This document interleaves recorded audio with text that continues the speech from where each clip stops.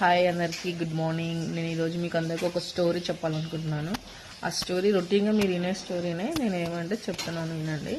అనగనగా ఒక రాజు, ఆ రాజుకి 7 మంది కొడుకులు. ఆ 7 మంది కొడుకులు వేటకి వెళ్ళారు. ఆ వేటకి వెళ్ళేప్పుడు వాళ్ళందరూ అక్కడ నుంచి ఒక ఆలోచనతో ఇక్కడికి పెద్ద రాజు దగ్గరకు వచ్చారు.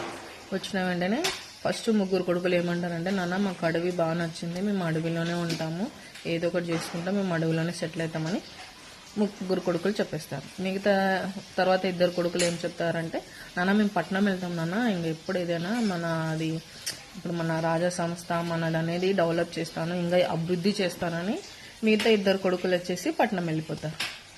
తర్వాత 2 కొడుకులు ఉంటారు కదా, దాంట్లో ఒక కొడుకు వచ్చేసి, నాన్న నేను పెళ్లి చేసేసుకుంటాను, నేను పిల్ల పాపలతో సంతోషంగా ఉంటాను, నాకు ఇంకేం వద్దు అని ఒక అబ్బాయి చెప్తాడు. లాస్ట్ అబ్బాయి వచ్చేసి ఏం చెప్తాడంటే, నాన్న నేను రాజు అవుతాను, నీ తర్వాత నేను ఈ రాజ్యాన్ని మొత్తం పాలిస్తాను అని లాస్ట్ కొడుకు చెప్తాడు.